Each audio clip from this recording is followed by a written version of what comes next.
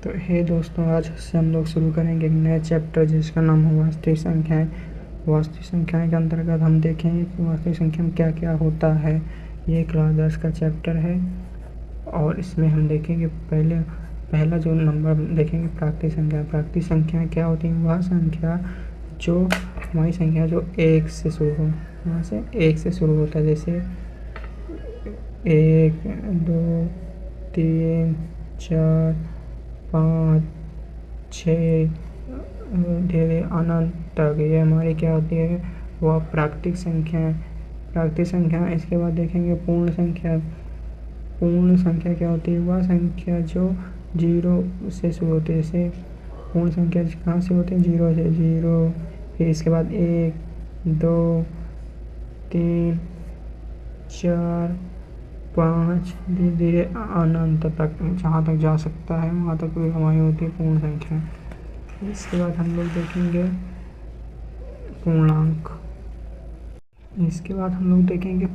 पूर्णांक क्या होता है? जो पूर्णांक होता है वो कहाँ शुरू होता है? वह संख्या जो धनात्मक, ऋणात्मक और जिसमें 0 भी शामिल हो।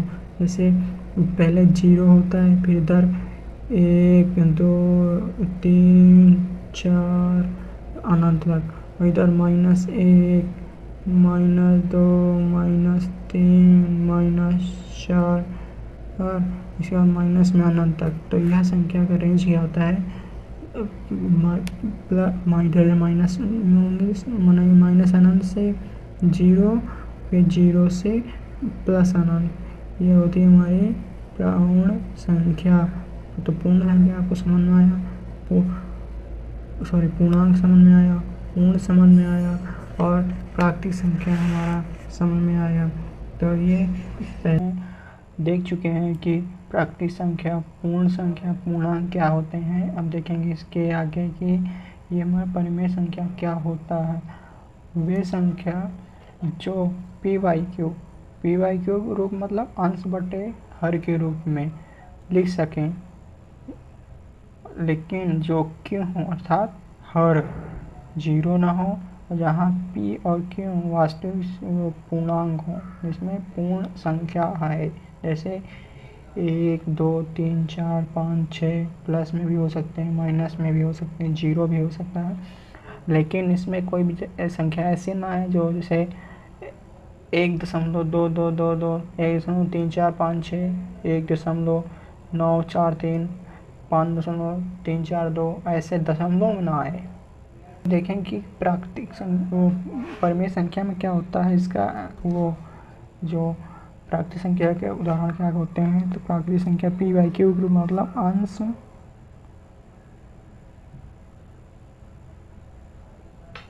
बटा हर के रूप में लिखें, जो वही होता है। तो अंश बटा हर के रूप में से 1 लिखा, जिसे हम अंश बटा हर के रूप में लिख सकते हैं। बिल्कुल 1/1। 5 लिखा, इसे भी लिख सकते हैं 1/1। लेकिन अगर कोई भी संख्या हो और वो 1/0 के रूप में, तो ये प्राकृतिक संख्या नहीं होगी, ये परिमेय संख्या नहीं होगी। तो मैं आपको बताना चाहता हूँ, अब आगे हम शुरू करेंगे अपरिमेय संख्या। देखो, अपरिमेय संख्या का कोई एक उदाहरण या इसकी परिभाषा कोई फिक्स है नहीं। जहाँ तक देखिए हम लोगों ने आज तक कभी इसका उदाहरण, परिभाषा कोई बता ही नहीं सकता कि यहाँ परिमेय संख्या क्या होती है।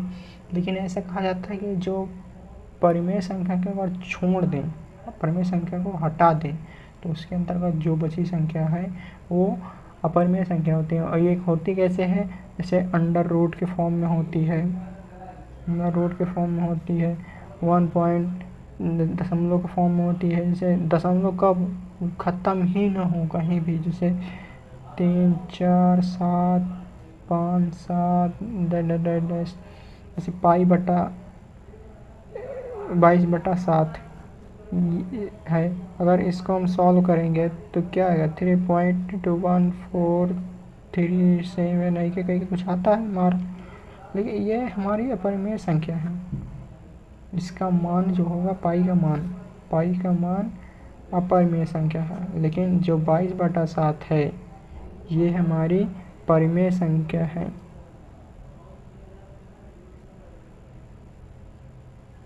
परिमेय संख्या है। 22/7 परिमेय संख्या है, लेकिन जो पाई है या उसका मान है वो अपरिमेय संख्या है। अब देखेंगे हम इसके बाद वास्तविक संख्या क्या होती है। वास्तविक संख्या लिखा है देखिए अब, परिमेय और अपरिमेय, मतलब वह संख्या होती है जिसमें परिमेय संख्या भी आए अपरिमेय संख्या भी आए, तो वह होती है प्राकृतिक वास्तविक संख्या, जिसमें परिमेय भी आएगी अपरिमेय भी आएगी। मतलब इन दोनों परिमेय और अपरिमेय इसमें दोनों इंक्लूड रहेंगे। ठीक है। अगर आपको वीडियो अच्छा लगा हो तो हमारे चैनल को सब्सक्राइब करें और हम सपोर्ट दें। धन्यवाद।